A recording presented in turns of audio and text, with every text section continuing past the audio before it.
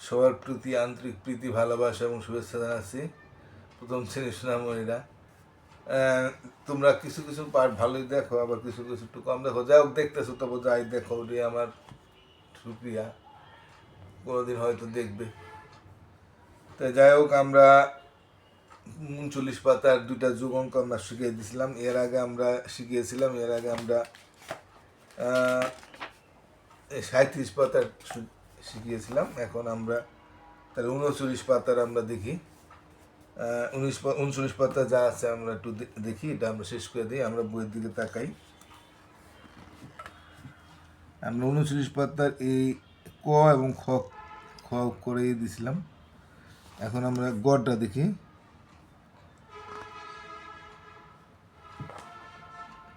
এখানে আছে 7 যোগ 3। তা আমরা 7টা দাগ আর 3টা দাগ দিয়েই করি, তাই না? কিন্তু আমরা ইচ্ছা করলে 7টা একটা মনে রেখা বাকিটাকে আমরা দাগ দিলেও আমরা করতে পারি। যেমন 3, এখানে 7 আর 3 আছে, তো শুধু 3টা দাগ দিলে আমার হয়। এই 7টাকে তুমি মনে রাখবা, তাহলে 7-এর পরে গুনবা, তাহলে হয়ে যায় 7, 8, 9, 10। তো 7টা কিন্তু আমি মনে রাখছি, 7-এর পরে গুনবা, 7, 8, 9, 10, তাহলে কিন্তু আমার 10 হয়ে যায়, তাই না? এইভাবে আমরা সেগুলো অঙ্ক করতে পারি। আর না হলে তুমি কি করবা, আবার ওরকম 7টা দাগ, এরকম ঝামেলা বেশি। যদি তুমি এভাবে পারো, তাইলে আবার 7টা 3টা গুনতে হয়। হ্যাঁ, নিশ্চয়ই তোমরা গুনতে পারো। 1, 2, 3, 4। আচ্ছা, গণো, তোমরা গণো, গুনছো? হ্যাঁ, তাহলে কত হইলো? 1, 2, 3, 4, 5, 6, 7, 8, 9, 10। এমনি ঝামেলা বেশি। তোমরা যদি এভাবে পারো, অর্থাৎ বড়টাকে মনে রাখা, ছোটো যে সংখ্যাটা সেটা দাগ দিলে হয়ে যায়। অথবা তুমি ছোটোটা মনে রাখো, বড়টা দাগ দিতে, কিন্তু তাতে আমার দাগ বেশি দিতে হবে। তুমি বড়টা যদি মনে রাখো, ছোটো সংখ্যা যদি তুমি দাগ দাও, তাহলে তোমার কিন্তু অতি সহজে করতে পারো। আমরা যেহেতু করছি, এখন আমরা এইভাবেই করি। তাহলে আমরা বড়টা মনে রাখি, আর ছোটোটা আমরা ছোটো সংখ্যাটাকে আমরা দাগ দিই, তাহলে আমাদের সহজ হবে। 7টা মনে রাখছি, 3টা দাগ দিলাম, তো 7-এর পরে কত হয়? 7 কিন্তু আর বলবা না, 7-এর পরে বলবা 7, 8, 9, 10। তাহলে আমাদের অতি সহজে করতে পারি। এটা 4 আর 3। আচ্ছা, 4টা যদি আমরা মনে রাখি, তাহলে 3 আছে, আমি 3টা দাগ দিই। তা 4 তো মনে রাখছি, আবার কইবা না 4, কিন্তু 4-এর পরে কত? 5। তাহলে 4-এর পরে গুনবা 4, 5, 4 তো মনে রাখছি, তাহলে 4-এর পরে কত? 5, 6, 7। এই 3টা দাগ দিচ্ছে, তাহলে কিন্তু হয়ে যায় আমাদের 7। দেখছো? এভাবে করো, তোমাদের ভালো হবে। এখানে আছে 5, এখানে আছে 2। তাই 5টা আমি মনে রাখি আর 2টা দাগ দিই, ঠিক আছে? 1, 2, 5 তো মনেই রাখছি, 5-এর পরে কত হয় তাহলে? হ্যাঁ, 6, 7। আমরা এইভাবে করি, তাহলে আমাদের কোনো সহজ হবে। আমরা ওইভাবে শিখছি, ওরা আমরা এইভাবে শিখি। এখানে 2 আছে আর 6 আছে, তা 6টা বড়, এটা মনে রাখি আর শুধু 2টা দাগ দিই। তো 6 তো আমি মনে রাখছি, তাই না? তাহলে 2টা দাগ দিয়ে 2-এর 6-এর পরে আমরা গুনি। 7, 8। 6 তো মনেই রাখছি, আর 2টা আছে এখানে, 2 দাগ দিছি, 7, 8। তো এভাবে করলে কিন্তু আমাদের পক্ষে সহজ হয়। এভাবে তোমরা নিশ্চয়ই পারবা। তোমরা এইভাবে চেষ্টা করো, তাহলে তোমাদের এত দাগ দিতে হবে না। এখানে 3 আর 1, তাই না? তো 3 আর 1 হইলে 3 আমরা মনে রাখলাম, আর একটা দাগ দিই, শুধু একটা দাগ দিলাম।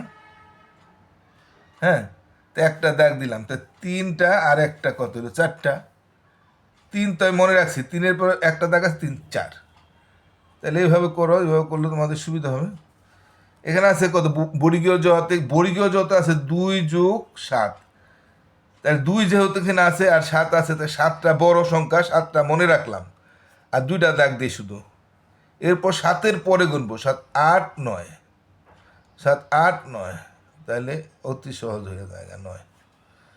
এবার 2টাই শূন্য, মানে 2টাই শূন্য মানে কি? শূন্য কিছুই না। এর আগে আমরা করাইছি যে শূন্য 2টা মানে কিছুই না। তাই শূন্য মানে যোগ করলাম মানে শূন্যই থাকবো, ঠিক আছে? এটা আছে 8 আর 1। হ্যাঁ, 8 যদি আমরা মনে রাখি, তাহলে আমরা একটা দাগ দিলে হয়ে যায়।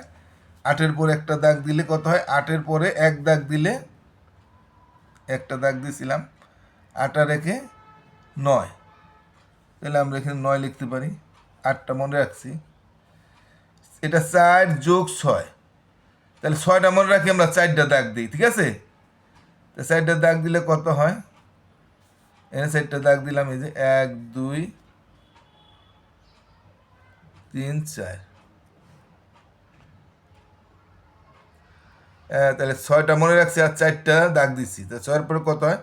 তো 7 8 9 10। ঠিক আছে, এভাবে শুধু সহজ পারবা না তোমরা? হ্যাঁ পারবা। 5 আর 2 আছে, হ্যাঁ, তা 5টা মনে রাখলাম আর 2টা দাগ দিলাম, ঠিক আছে? তো 5 আর 2 কত? 5 তো মনে রাখছি, 5 আবার 5 কেউ না, 5-এর পরে গুনবা, 5 6 7, 6 7। আমরা এইভাবে করি, এভাবে করলে আমাদের অনেক সহজ হবে। আমরা আগের নিয়মে শিখছি, তাতে আমার দুইবার দাগ দিতে হয়। 3 আর 3, দুইটাই 3 আছে, একটা 3 মনে রাখলাম আর একটা 3 দাগ দিই। 1 2 3, 3 মনে রাখছি আর 3 কত হয়? 3-এর পরে গুনবো, 3 4 5 6, 4 5 6। কারণ তোমরা যখন দ্বিতীয় শ্রেণীতে উঠবা তখন ওইভাবেই করতে হবে, কার গুণে একটা মনে রেখে আর পরেরটা থেকে গুনতে হবে, কর গুণনা গুণনা করতে হবে।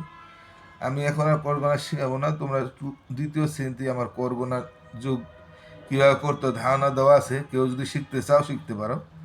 এখানে 7, আবার না হলে দ্বিতীয় শ্রেণীতে উঠেও তোমরা শিখতে পারবা। 7 আছে আর 1 আছে, তো 7টা মনে রাখলাম, একটা দাগ দিলাম শুধু। তো 7টা মনে রাখলে 7 আর 1 7 8, 7-এর পর 7 8। এইভাবে করলে কিন্তু তোমাদের সুবিধা বেশি। এটা 6 যোগ 3 আছে, তাই 6টা মনে রাখি, 3টা দাগ দিই। তো 6-এর পর কত? 7 8 9, 7 8 9।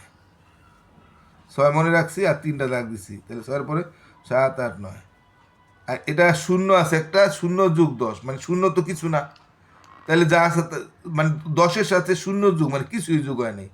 তাই তোমার 10টা যদি থাকে, 10টার মধ্যে তোমার কিছুই দিলাম না, তাহলে তোমার তো 10টাই থাকবো।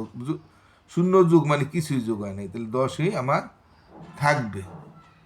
তো ঠিক আছে, আর এখানে আমাদের একটা অঙ্ক আছে, আমি তোর কইলে কালকে বুঝাই দিই, 10 মিনিট চলে গেছে। 3 আর 2 কত? হ্যাঁ, 3 আর 2 হলো 5 হয়, যে এই 5-এর সাথে 5 দাগ দিয়া বনিয়ে দিছে। এভাবে 5 আর 4 কত হয়? যত হয় 9 হয় আর কি। আবার যেখানে 9 আছে সেটার সাথে দাগ দিয়ে বিনাইতে হবে, এটা আমি পরের পাঠাম দিয়ে দেবো না, আজকে থাক।